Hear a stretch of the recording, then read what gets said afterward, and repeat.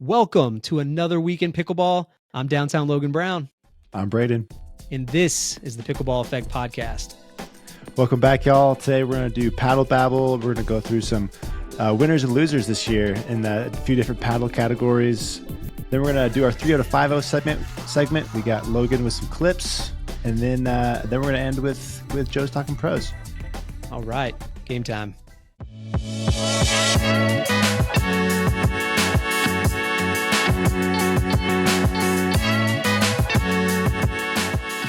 All right, Logan. So to start us off, we got a handful of superlatives that we're going to go through on here. You make a big part of this agenda, and you put 2023 superlatives on here, and I didn't even know what superlatives meant. But it's a great word. Yeah, superlatives, pretty good stuff. This is like the Dundies for pickleball. You know, if you ever watched The Office, these are like the Dundies. So we're going to go through a couple of categories here, and Braydon and I both have our picks, and we are super interested too in your picks. So throw those in the comment section. But Braydon gets to play with a lot more paddles than I do, so take it for what it's worth. Yeah, this will be fun. Yeah. So let's start. I don't want to start the first one because that may be like the final one. But okay, what's the best bang for your buck paddle? Best bang for your buck paddle for me. This is a no-brainer. Vatic Pro Prism Flash. I still am a huge fan of the paddle. It's $100, 90 bucks with a discount code. It's just, it feels good. So easy to connect with. So many people can play with it, and can't beat the price. I would agree. That's the one I put too. We actually did this separate from each other when we put our picks together. So that was mine. And the only thing I would even change about that paddle, I really do like it. I would love like a slightly longer handle on it. That's it. Even on the Prism Flash, I think it's like 5 1/4. Yeah, and I think the ones I'm playing with now is the 5.5. You like the 5.5? It's funny how that makes a difference.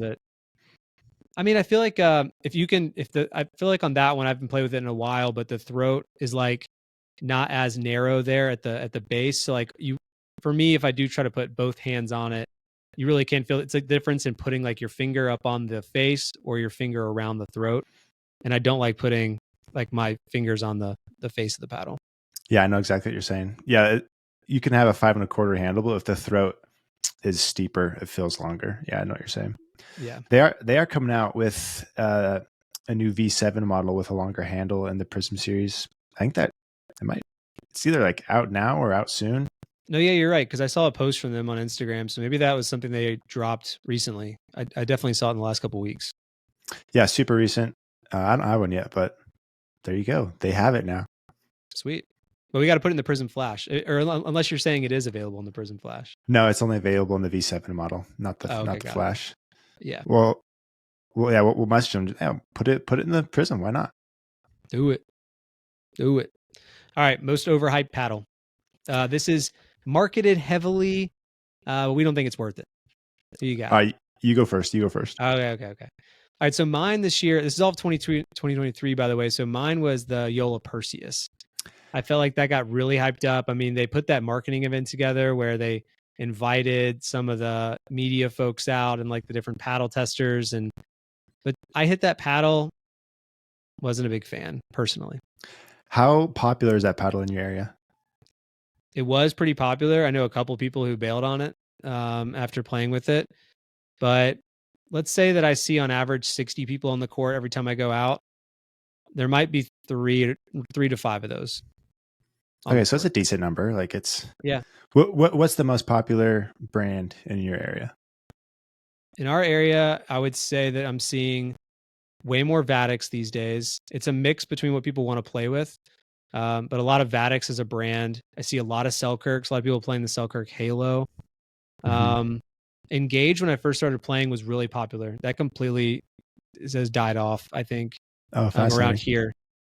But Yola Perseus, though. So I don't totally agree with that pick. And here's why. I think the Yola Perseus is a unique paddle for the thermoform category. Excuse me. It plays a little softer. It's a little lighter, especially for an elongated shape. And I actually like the way it played. The the two things that kind of bring it down that keep it from being like elite is the forgiveness and then spin. Like the spin is good, the forgiveness is decent, but it's not elite. But I still think there's a place for it for some people. So yeah, I can see why you think that one was overhyped. But I don't. I'm not totally on board on that one. Hey, listen, you're the expert. I'm just here We'll giving opinions see. out for free. I'm not saying you're wrong, man. This is good. I like that we disagree. We'll see what people say. I bet a lot of people are in your camp.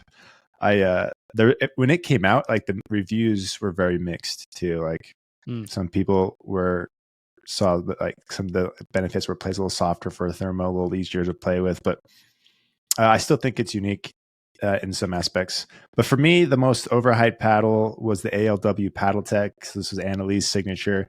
I only played with the 14.3. I haven't played with the 12. Some people say the 12 is a little more unique, but I was disappointed in the 14. It's just using Paddle Tech that was popular 2 years ago. It does. I do think it plays better than past generation Paddle Techs. But I didn't think those played that great. And so I just feel like you're paying $220 for a paddle with some old technology. So that one was a letdown for me. There haven't, by the way, with that paddle, I saw that. So actually, this was pretty funny. Jared from the kitchen, the guy who owns the kitchen, the media company, he put together a review for that one, and his review is actually like pretty funny and comical because he's not like a nerdy guy. So he was like, he's poking fun at himself, and it's worth watching. But I really haven't seen that many reviews on it, right? Like no one's really put. Or not no yeah, one, there hasn't been a lot not of a ton of reviews reviews just because Paddle Tech doesn't push that too hard. But the people that do have reviews, and it got like a lot of questions about it. A lot of people talked about it in the forums just because it's Anna Lee, right? Yeah. But that was a bummer for me. So the Jared dude, someone had posted a question about Annalise paddle in the kitchen. They're like, "Hey, what do you guys know about the Annalise? Do you like it?" And I had posted under my name, just Braydon Unsicker. I was just like, I wasn't a big fan of it. Like that was all I said. And there's a bunch of different comments in there. I went back later and it was deleted. So the kitchen had deleted my comment, and then they posted, "This paddle is for sale on our kitchen website. Get 10% off." I was like, oh my gosh, their form is like very highly guarded, so you don't see everyone's opinion in there. That's frustrating. I thought that was funny. Well, now people know in case you're in there trying to get the truth, maybe hiding it from you. I don't think it's a secret that they delete things all the time.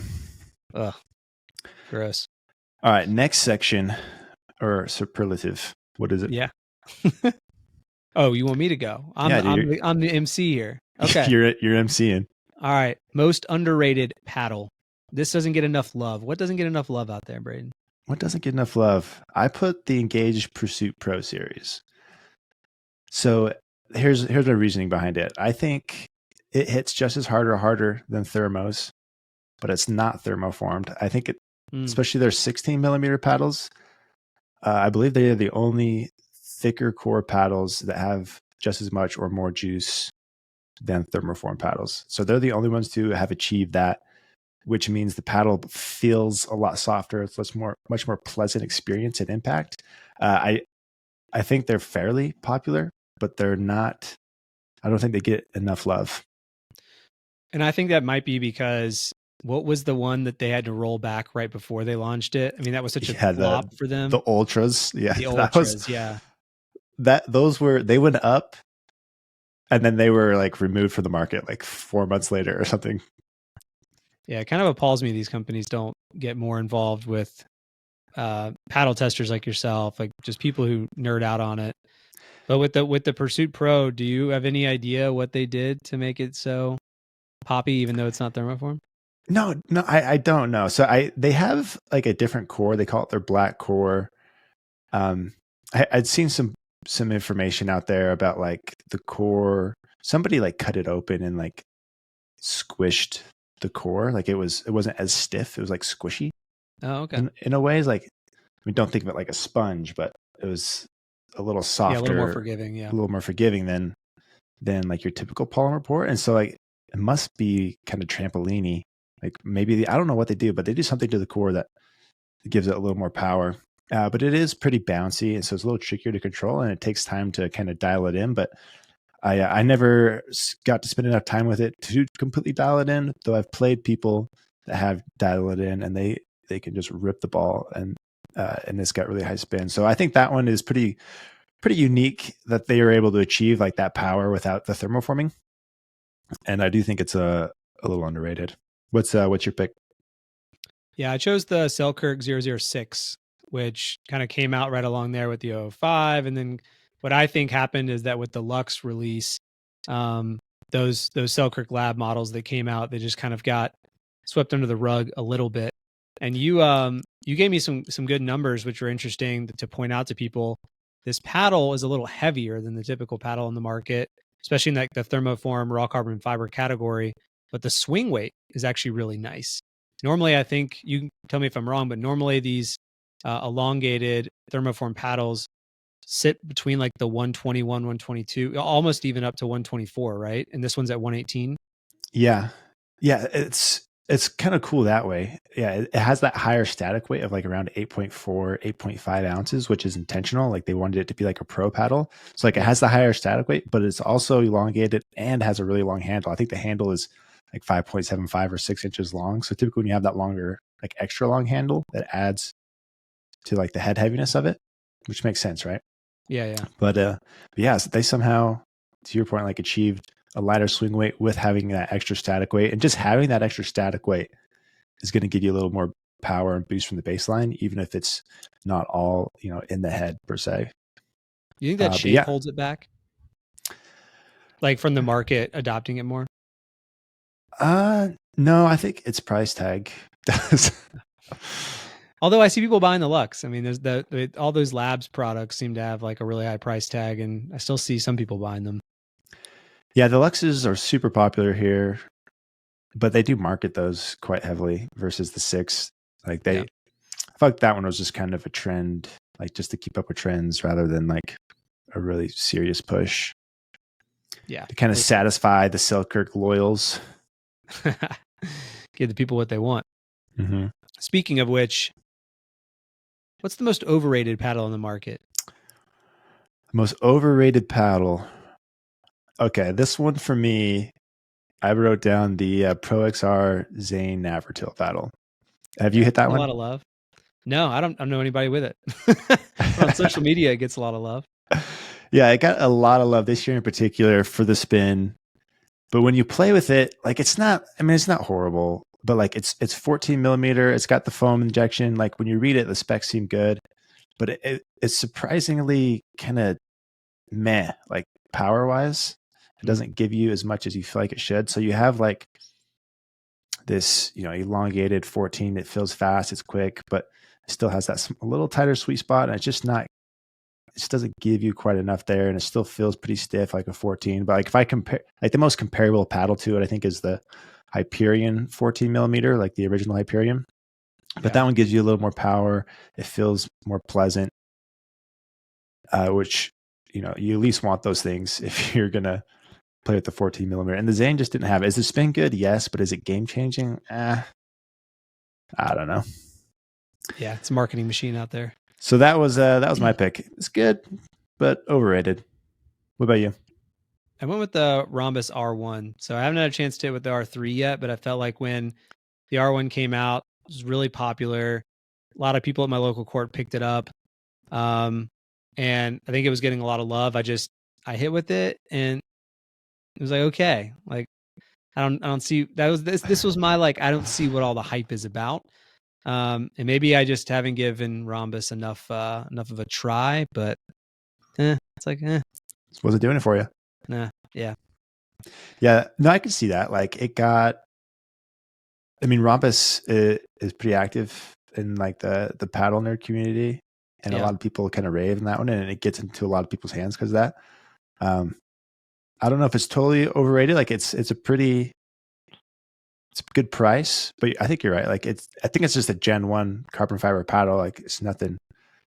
Yeah, I mean, it's going to wow you. You gotta think back when this launched. I just remember it, and maybe it was the price, which is really what drove the hype around the paddle. I think you could get that one for a lot. But performance wise, you're like, you were pumped, and it just didn't do it for you.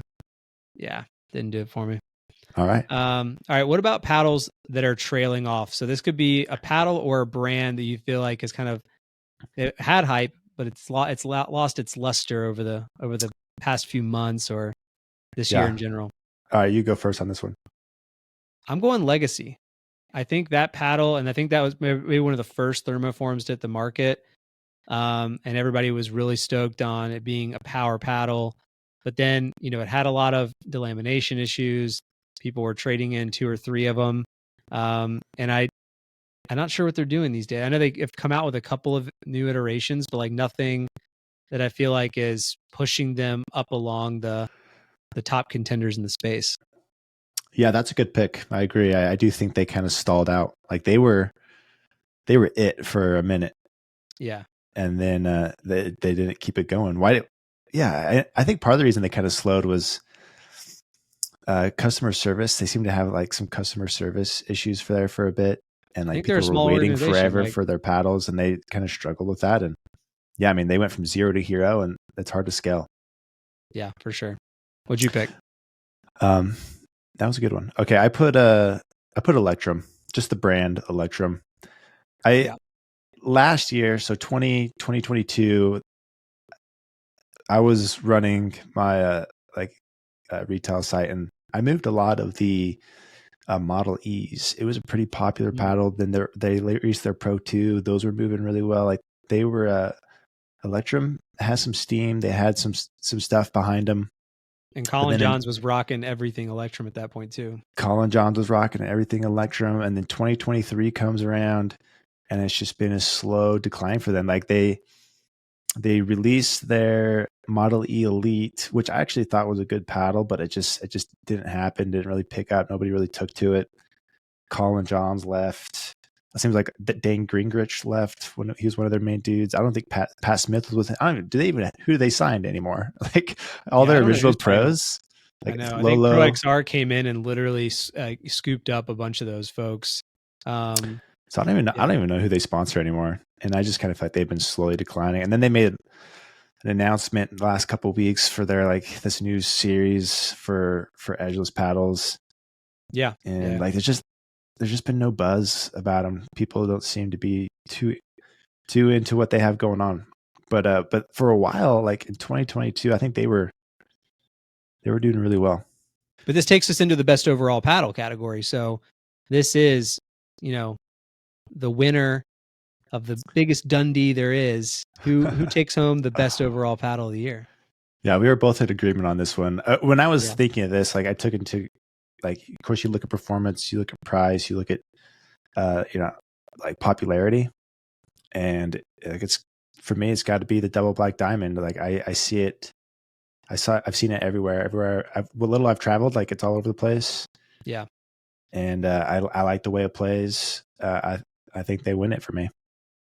Yeah, me too. I think not only do you see them, but it was one of those things where because they had issues with inventory back in the day when they first launched, it wasn't one of those things where people kind of gave up on them. Like they couldn't even get their paddles for months, but the ones who did get it were raving about it. So everybody just wanted to get it on the back order, right? Even if it took, 3 months to get it or something. So, and people waited. Yeah, people waited. And I think they did a really good job with that, like rainbow silhouette that kind of got a lot of buzz and everybody wanted. They even raised the price on it and sold out of it. So, yeah, just some cool stuff coming out of their camp. Yeah, I liked how they managed the colors. They added new colors, kind of changed things up throughout the year. They did a good job there. Like that was something Legacy didn't do, I don't think. Like they had their paddle that did well, but then it stayed the same. Like I think that's what they might have done recently. The difference? Did they get some new colors recently? I think they like literally kind of copycatted the fade that Valair has, that blue to white. Oh, did they? Oh, on their like Pro Air or something. Every paddle's using Pro and Air now. So delamination though. So I was playing earlier this week, talking to some friends who all had some thermos, and they were saying how their paddles started delaminating more recently from a variety of brands, and they had to deal with warranties and stuff. Have you seen that in your area? Is delamination potentially coming back a little bit? I haven't really thought about it until I talked. It was like a group. It was only like 4 of them, but a couple of them were having delamination issues, and I was like, "Is this back again?" because That's I haven't really. interesting. Are you playing outside mainly, or everybody in your neck of the woods playing indoors? Yeah, we're all playing indoor, but I do wonder if weather is part of it Yeah, it because hasn't gotten super cold here yet. Like the lights down to like 9 at our public courts, so it's been in the 30s at that time. But yeah, I haven't heard of anybody really complaining about delamination right now. yeah, that's something I would love to hear from those listening. Yeah, make a comment if you're playing with the thermoform, if you're having any issues with delamination to see if it's on the rise again, because I know that when it was at its peak, it was mostly attributed to colder weather as being a big part of the reason why delamination was happening, because the ball That is just glue's getting firmer. separated, right? Too the glue Well, for the it's face. core crush is more the issue Oh, than the blue, but like the harder ball, the paddle being colder is just like a combination of accelerating that issue. So you I think wonder if that that's coming S1's going to back now cause it's getting problems colder. like that? I mean, I think any ball in general that's colder is going to be harder, right? Yeah, I But just thought people were saying that the S1 is like it feels like a harder ball in general, and like you add the oh cold to that, and then all of a yeah, sudden maybe. it's I mean, it's like a rock hitting your paddle. I don't want to like say that it could be, but any cold weather ball probably isn't going to do it any favors. Hmm, fair enough.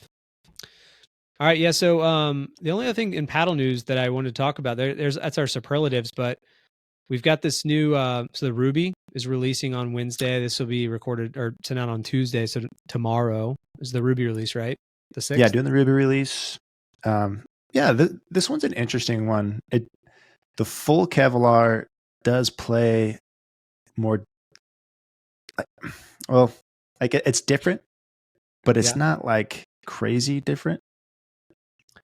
So I do think some people are really going to like it, but I'm not convinced that like Kevlar is the next big thing. Like I think it's trendy. It adds a little nuance. It adds a little bit. It changes the paddle performance some, but I don't think it's big. And we may not get a huge change. Like going from Gen 1 to the thermoform was like a big change. I don't know Yeah. if we'll ever see that again, because that seemed unique to me. And Kevlar, it'll be an upgrade for some people. I think some people are really gonna like it. But it's not like this. It's just marginal. It's nothing I have, I have a like small prediction for huge. 2024. Give it to us. I think that the USA, PA, whatever, they're going to come around to these EVA foam paddles. Because I think if you think about the Vice, when the Vice came out and everybody's like, oh my gosh, the thing hits so hard. We understand why this is illegal. I'm not sure that it's hitting that much harder than like the new gearbox. Like we've just gotten to a level of speed and pop and power that maybe we should be thinking about the EVA foam again as a core. Yeah, yeah, that's not a bad prediction. That's totally possible, and especially with the quiet category, like the decibels and stuff being a big issue and deal. That seems like one solution is incorporating that material more somehow. Somebody needs to put together the Doe Black Diamond against the Rhombus EVA foam paddle and see if there's really that much difference in power and pop. Yeah, Curious. there's so John Q does like speed numbers So you might have this with data somewhere. so he has that data, and like he's tested like 4 EVA paddles, and they're all like several points higher, like speed wise. Like if a double black diamond comes in at like 55 miles per hour on a serve, and EVA is coming in at like 60. So it's a pretty decent bump in power wise, and the EVAs are more than all powers. And then, but you're right, like the gearbox isn't far off in his numbers. I'm not like that's probably the best measurement or idea we have is the numbers he's produced there.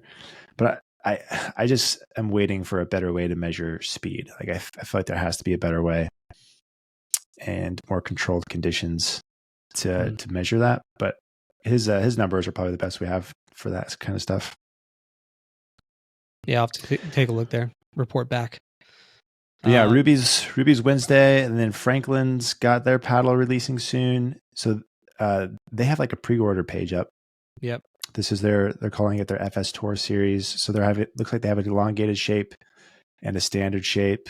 They look like they're thermoformed. I think they're going to do. It looks like they're doing a 16 and a 14 millimeter option. So pretty kind of standard. What we've seen this year. They're just doing it in December. But for Franklin, I'm proud of them. Okay.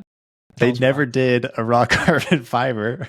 This is like their first raw carbon fiber, and they're at least pairing it with thermoforming. So they're jumping up two technologies here. Yeah.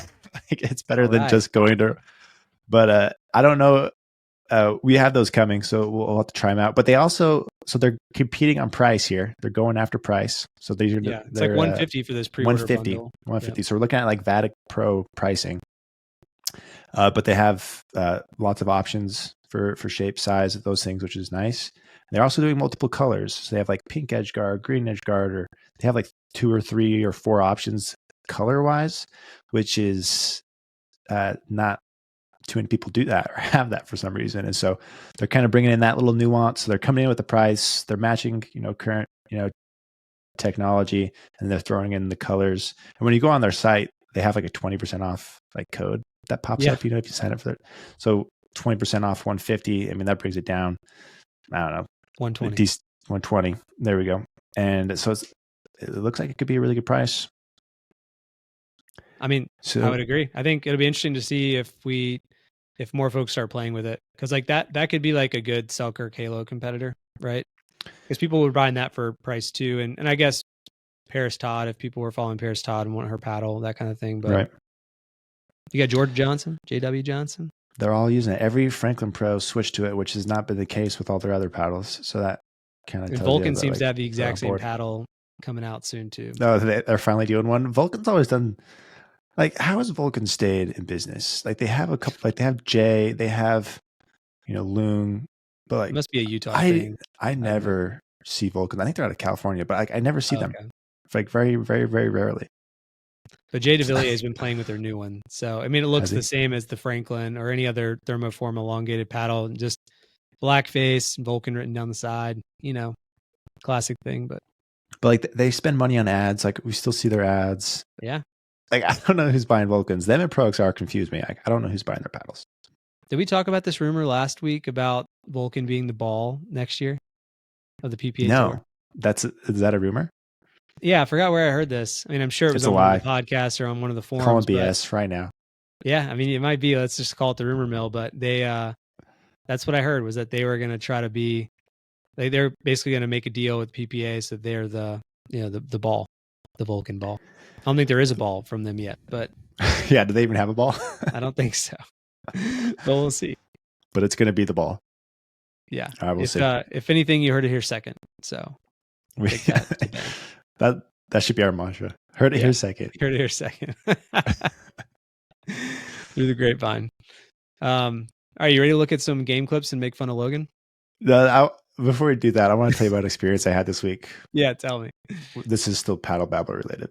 Oh, okay, great. So I've done like a couple paddle consultations now, where I get connected with the company and we work out, some sort of deal where like they send me a paddle, I'll test it, kind of run some numbers and just share my feedback on it. So I've done a couple of these types of projects now, and I'm starting to think that I could be worth a lot more than I realize. Yeah.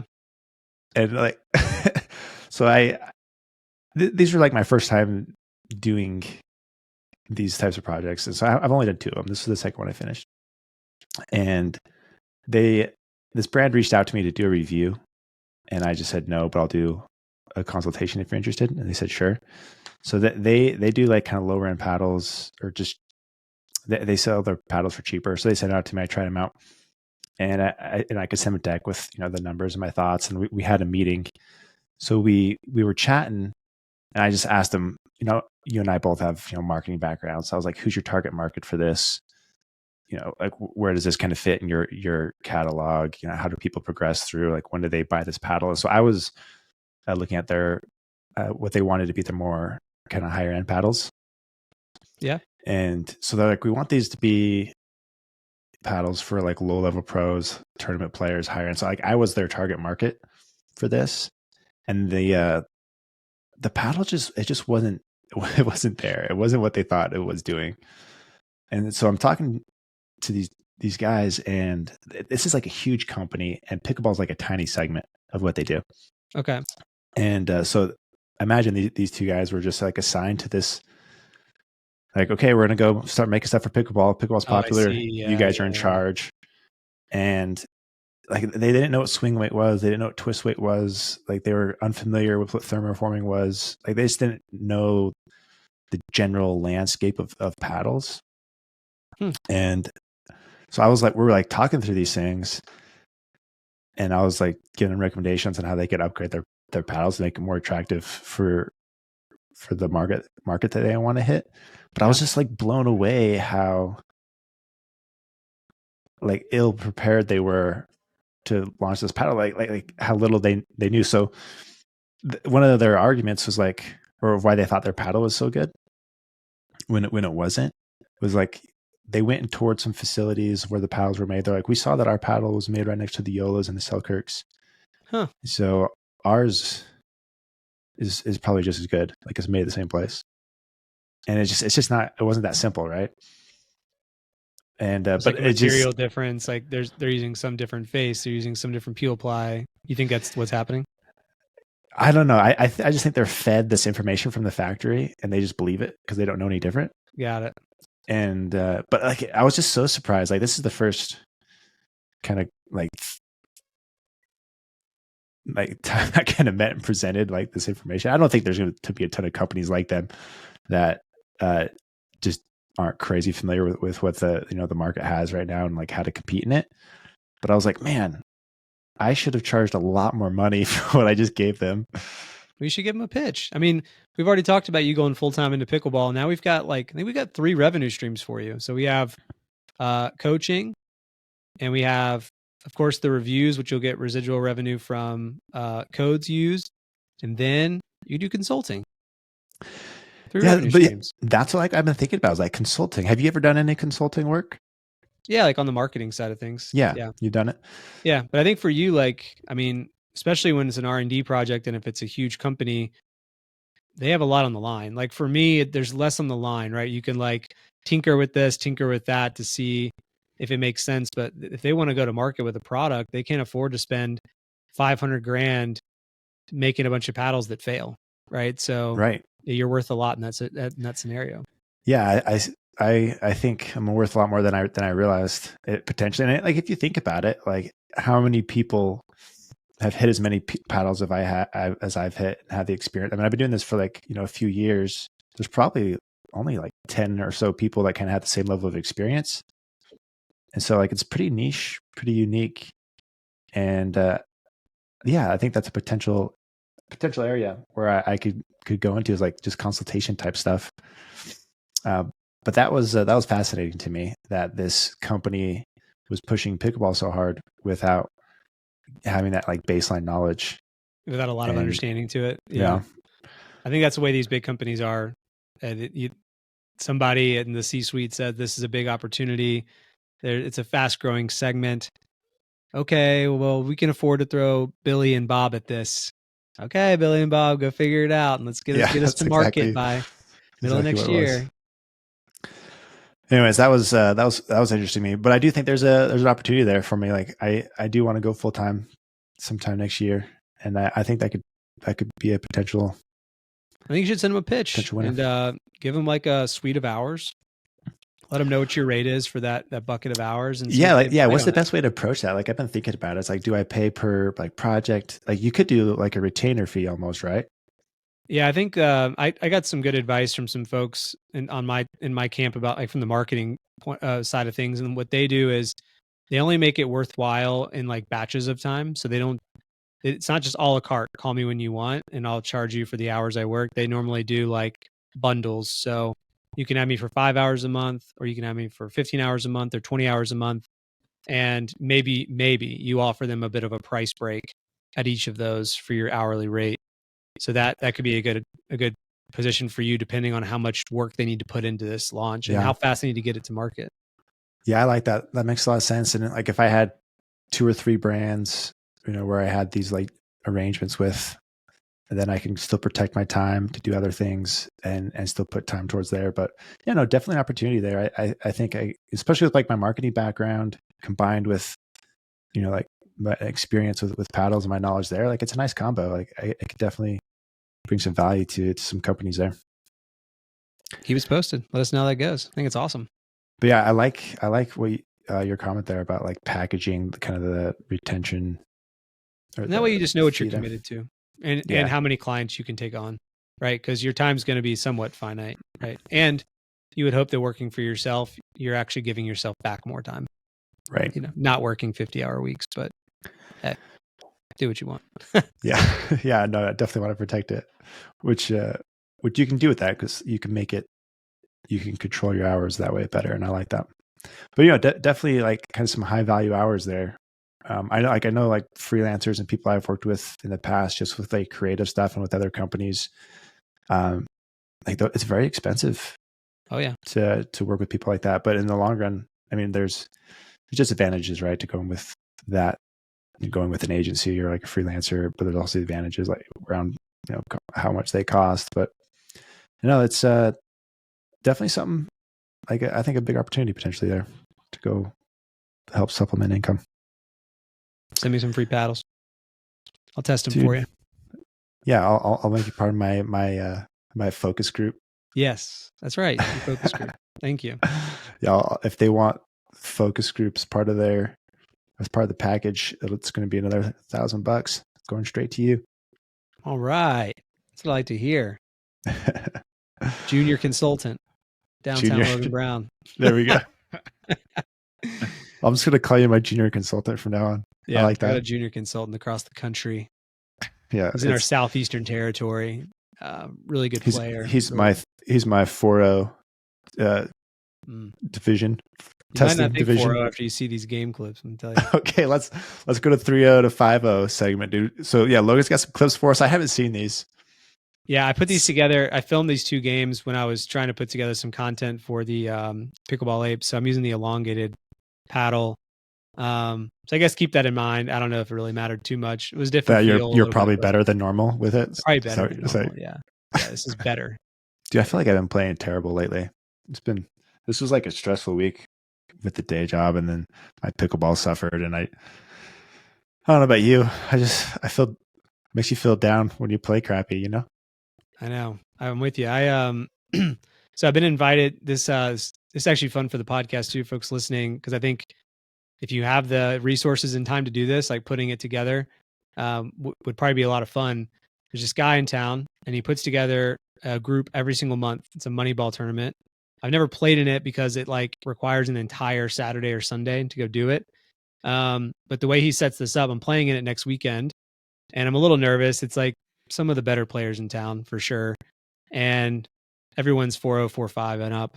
And the way he does it is everyone goes in by themselves. You get put into one of 3 pools, and normally there's 8 to 10 players in every pool, and you have to play doubles with every single person in your pool against the other pools. And then your game total, the wins you have, count towards like your end of day record. And that's how you get seeded in the playoff rounds. So like the worst 2 doubles players will have to play against likely the top 2 doubles players in the first round. But everyone I've talked to that does this as like a blast. It's like tiring as all get out, but a good time. So I'm hopefully going to get some pickleball in this week so I can practice. What's the payout? So like top 3? Yeah, everyone puts in $20, and I think I can't do the math off the top of my head because I think it's $20 decent. Times 30 people or 32 people. So I'm not sure. Maybe it is 500 for the first place, and it's pretty good. Like that. But and most of the guys who've won first place are 4-5s or 5-0s. So. And the only requirement is that you pay the fee, the $20 buy-in. And you have to be invited, but yeah, $20, and you have to be on the invite list. Mr. Junior Consultant. Get invited over here. I think somebody got me in early, and I've just been on the loop. I just get like the same request every month. You're gonna request to be a senior consultant here soon. Right. I need a pay raise already. All right, you ready? So I'm going to go through a couple of clips. I'll hit pause, but at the end of these points, But one thing I was telling you about these games, I think everyone who's listening should like record themselves. I just put like a little tripod on a fence with my phone. I think it's amazing how quick points end. Like when you look at the pros and they go for 10, 15, 20 hits, it's like these go for like 3 or 4, 5 max, and it's quite comical how But when you go fast. home, it felt like they were 20 Yeah, like point rallies. can't believe I I feel grinded through 3 dinks, like I feel the same way. Like when I watch my clips, I'm like, oh man, these aren't as exciting as I thought they were in my head. yeah. Hold on, let me turn this volume down. Don't want to hear a bunch of dinks. All right, let's check it out. Hold on. Oh, there she is. The Probably extra already, long PLE.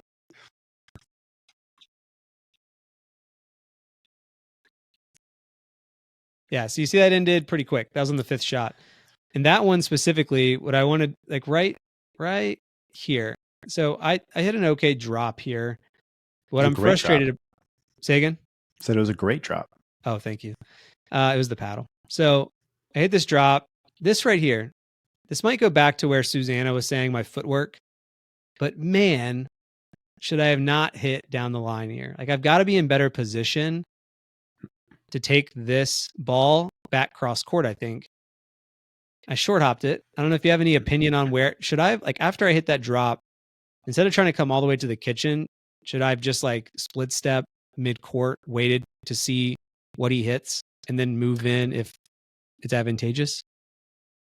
Yeah, that's a good way to look at it. My thought was the dude hitting the ball in the green shorts. He was telegraphing where he was going to hit that ball. Like he wasn't hiding it. Right. And when you're approaching, when you're stepping up to the kitchen, like look how center you approach the line, you approach the kitchen line down the middle. Like you're pretty close to the middle. Yep. And you're over covering the middle. Like if you were 1 to 2 feet to the left as you approach the middle, like you could still squash anything that sped up down the middle with your forehand, but then you're covering that line better, so you don't have to take as much of a step to cover that ball. So I just think part of the reason that dink was more difficult is because you had to take a big step to get to it. There's no issue going down the line like that, but I think if you had approached the kitchen more down the middle of your lane, like the middle of your box rather than the middle of the court, I would have been in better position. Better position to give yourself more time to react to that shot. Yeah, good points. All right, let's try the next one. We got a couple more. Next one. Yep.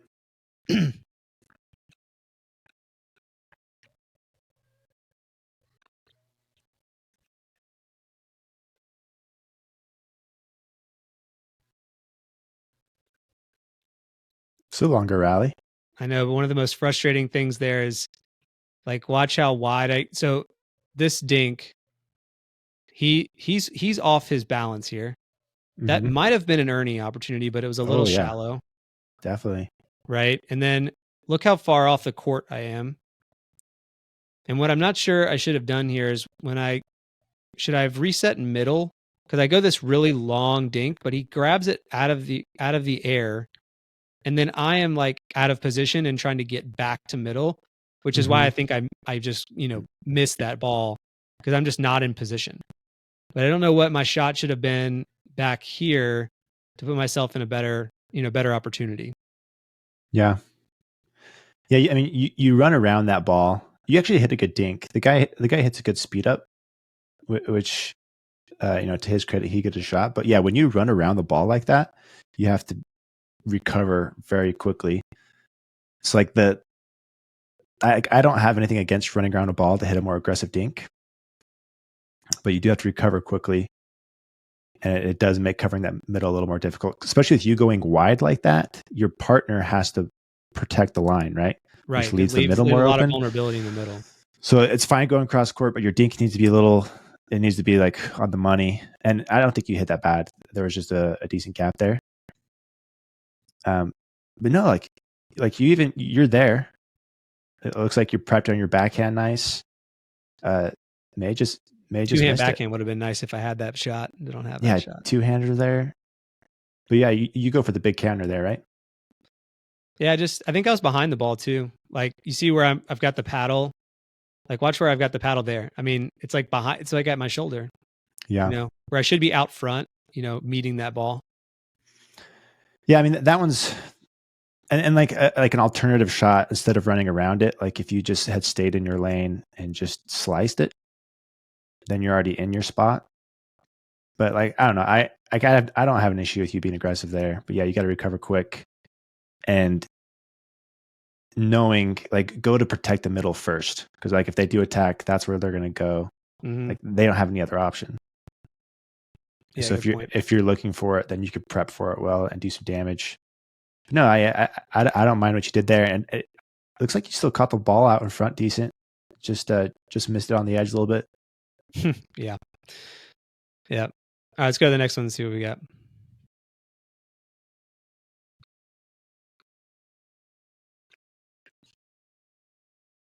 Nice block.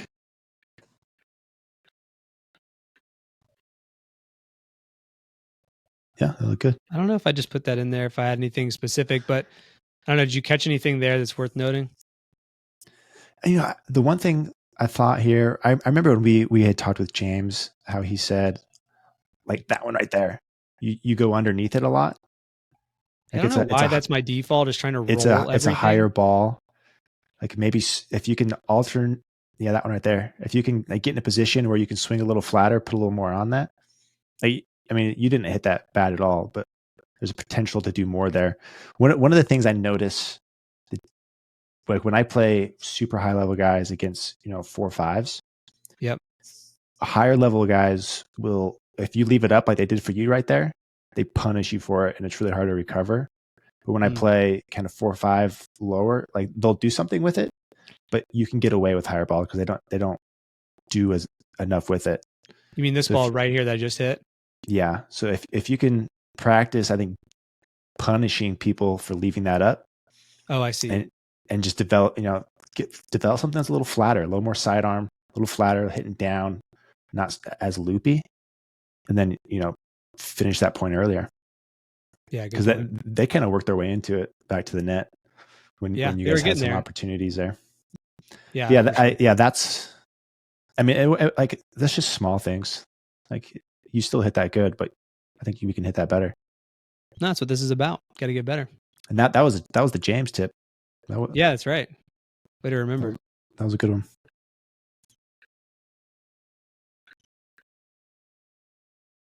Nice. Booyah. Yeah, that one worked okay. I think what I got nervous about was sometimes I get burned on this ball. So I hit this. I hit this here. Watch this ball. So sometimes with like this guy in the white is not as quick as some of the other guys I play with. Mm-hmm. And I don't think I should have hit this ball the way I did, but I'm not sure what the right ball or shot is. But you see how I take this all the way across court, and it's like it's just hovering over the middle. If he's in the better position and he's coming up in the purple or green shorts, I don't know. I don't know. What did you think about this shot and what you would have hit differently if you were in this position? Yeah, that's not bad. I mean, that's a low ball. That's a hard ball to attack, to go straight at the guy in the white. Taking that cross court's good. He's not moving up. And you pulled it wound. You pulled it wide enough. You found his backhand. It was a little high, but your partner handled it. But no, I think that's a good shot selection. Just boom, you guys won it. I think I got 2 more points. Let's see. Okay.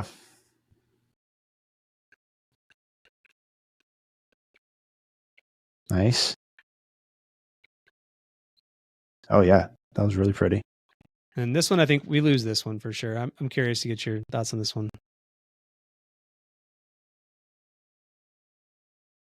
Good volley there. Yeah, owning the air dinks. Right there. I know my partner kind of set me up a bit there.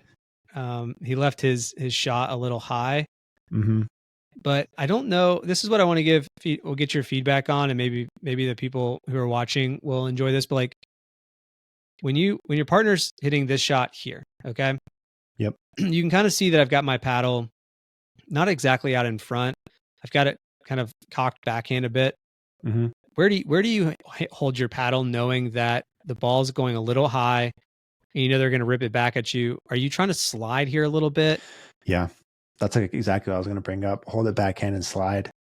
Okay. But the only way you can do that is if your partner's covering middle, because they have to have their forehand in the spot that you're leaving. Yeah. And So like right here, he I'll leaves it slide high. I mean, look at that ball there. This is where I want to get, I think where you can get to the next level is when you see this, how can you prepare yourself to counter properly? Because he just burns me.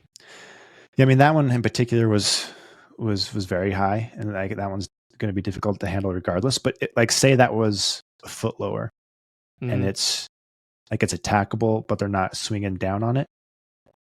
That's when a slide comes into play. So what the slide does, we can talk about this, is the most common target is going to be for right-handers, going to be your right hip, the right side of your body.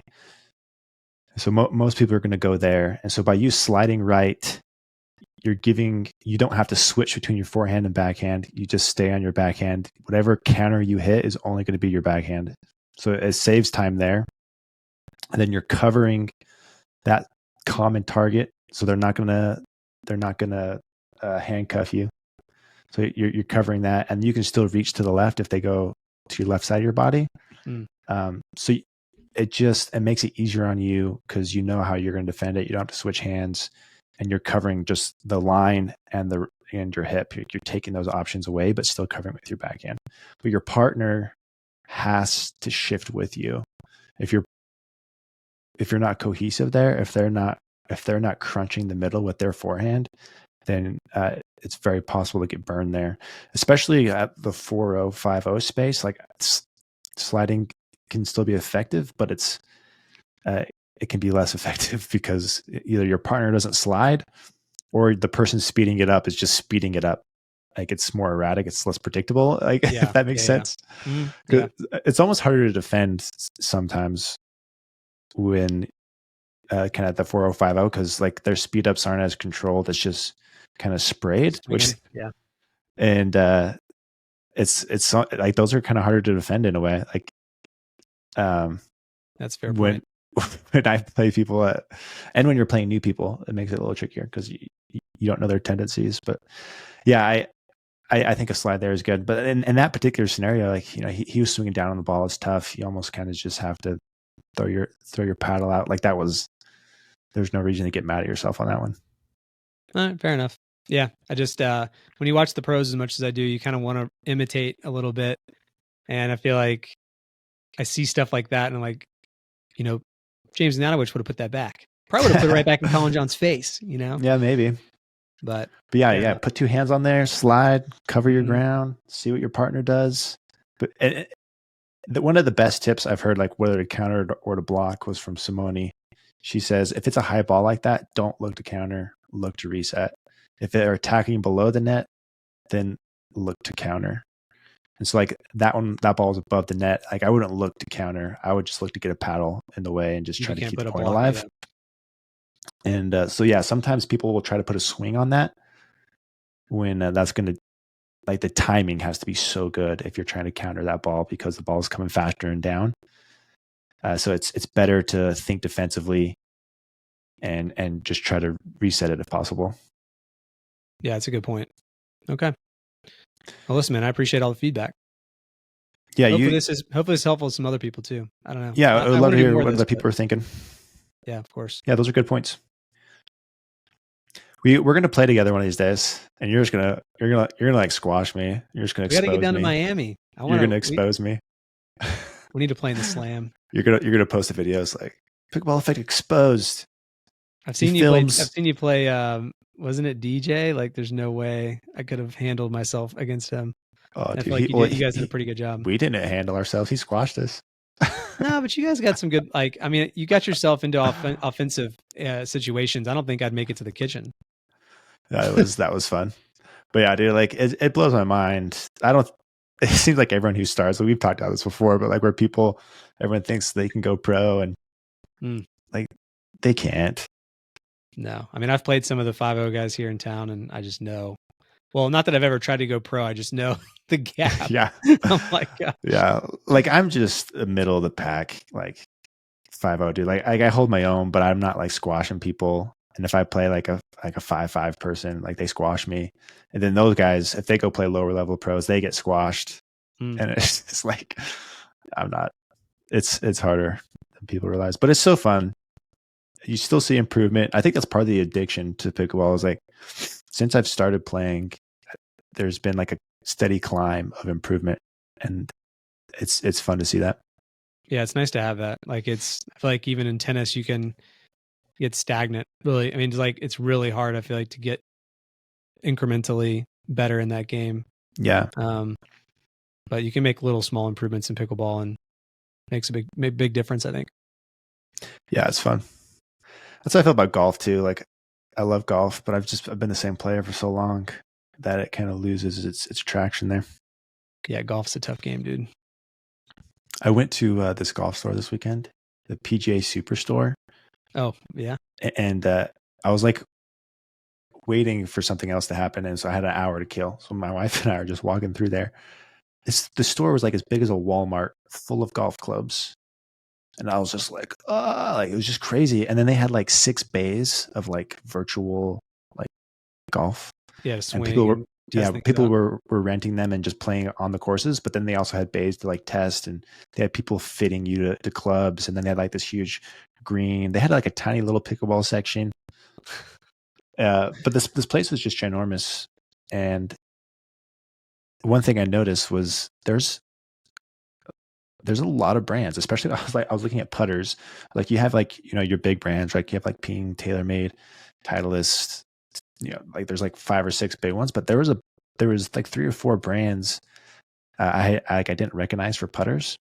And I'm kind of out of golf now than I was a few years ago. So I'm sure people playing golf probably know them, but I was like, oh, maybe pickleball isn't alone in having so many brands like these. Even with golf being as big and as established as it is, there's still new brands showing up. Like there was this really funky putter. I was actually really digging it, but it was like this brand I'd never heard of. And I bet they just specialize in putters. Yeah. But then there's brands that only did like gloves. There was like more niche stuff for other, anyways, they carried a ton of different stuff, more than just, your top 5, 6, recognized names. And so maybe pickleball isn't alone in the fact that there are so many brands. Cause I always feel like pickleball is just like crazy with people trying to come in all the time, but maybe that's the same for everybody. Yeah. I mean, I think you're right. There are a lot of brands in golf and a lot of brands in pickleball. I think that we talked about this a bit last time too, but the difference I think right now is just that maybe it's a bit easier to jump into the paddle space as far as manufacturing, and like making a putter or a driver in golf is maybe not as easy to do. Maybe I'm wrong on that. I don't know, but there's a lot of money floating around in golf.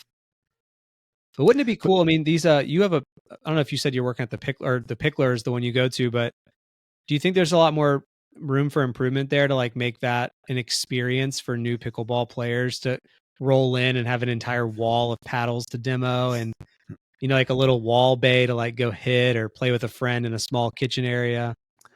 Yeah, I love that idea, like some sort of paddle fitting experience. Yeah, that like golf has. I actually, it's funny you bring that up because I literally sent an email to the guy that owns the Flying Pickle, and that was part of my idea. I was like, look at, because this was based off my PGA Superstore experience. I was like, this is their model. Like, I think we could take some stuff from there and marry it into pickleball, like create some sort of like, okay, it's one thing to have the right lineup of paddle options available, and then the second piece is like the fitting. So having, I don't know, having like some sort of maybe, like you said, like a little court with wall of demos like they do with putters, and they're green, but there needs to be some sort of paddle fitting process, I think, to take advantage of all the options you have, because it's overwhelming for most people. They don't exactly understand the nuances of paddle shapes, handle lengths, the types of the way paddles are built. And so marrying the idea of having the selection, but also having the expertise to fit people. So having, I don't know, paddle fitting clinics, classes, or maybe people can like schedule me for to get fitted. More revenue streams, baby. Keep them coming. Yeah, keep them coming. There's so many ways to make money. Round them up. Yeah, but oh yeah, I don't know. I like that idea though. that you just pointed out, like having some sort of paddle fitting piece and even paddle customization. Like they could come in and we just, we play with the weights and I kind of show them different arrangements and help them get it figured out. And just being able to go and do that in one sitting is great, because even in rec play, you basically will set your paddle up once, say, I didn't like that, didn't like this. You go back home, you fiddle with it, go back out to rec play. Like just doing it all in one, hour would be amazing. Like, let's hit we just sit 50 together balls with this and and 50 balls with that. And yeah, I love that idea. Boom. We're geniuses. We're geniuses. $1 million ideas coming out of this podcast every week. Millions. Don't forget me when you're a millionaire. Never, dude. Thanks. All right, Logan. You at the end of the last podcast, you're like, later, love you, bro. And I stayed silent, and no love. We ended it because I already complimented you. Oh, thank you. And I froze, but I do love you, Logan. I think you're great. Thanks. Now it's my turn to freeze. I know we're over, but I can tell you this story because I think it's hilarious. This is bonus material. Bonus about an I love you story. So I met my wife in school. We've been dating, I don't know how many months, but she's half Chinese, and like I wanted to drop the words. Like I wanted to tell her what I thought, In Mandarin. I did. That was the idea. I was like, this will be adorable. I'm gonna tell her I love her in Mandarin, which is like Owaini or something like that. So we're like in the stairwell of her apartment complex, and I say it, but like she doesn't like have any reaction. I was like, you know what that means, right? She goes, yes. She says, yes, I know. And then there's like this awkward silence. I was like, I gotta go. And then I just left. She didn't say it back. But you ended up getting married, so I guess clearly it worked out somewhere. Could you say it any better than that? Like I nailed that, right? I would say that's very thoughtful of you for sure. Do you remember telling your wife that for the first time? It's some heavy words. But I don't have as good of a story about it. I mean, we've been together for 9 years now. I'm not sure at what point that happened. Or somewhere in that first year or two, but it feels like forever ago. Most people she probably said it back, which is why it wasn't memorable. Yeah, we were probably on the same page. Speaking English, we're on the same page. Common language. You weren't head over heels, and you guys were both in love. It was one-sided over here. Well, she came around. Your wife came around to it. Clearly, she did. Does she now tell you "I love you" in Mandarin, like whenever she wants to tell you that? Because that would be cute. I wish you would. Maybe she should watch this and know that's your love language. It's not acts of kindness. It's not physical touch. It's "I love you" in Mandarin. If she says it, I'm not going to tell her to watch this pod. If she says it later in the week, I will report back. All right, thanks. I don't think she listens to our podcast. I don't think she loves me that much. We must be doing something wrong. Our wives won't even watch our stuff. Well, she hears me talk about pickleball enough. She doesn't want to hear me talk about it more on this podcast. Well, there you go. All right. Thanks, everyone. Hope you enjoyed the bonus story. Love Logan. Love all you guys. Say it back in the comments. We need to hear it. Say it. So we know it's real. See ya.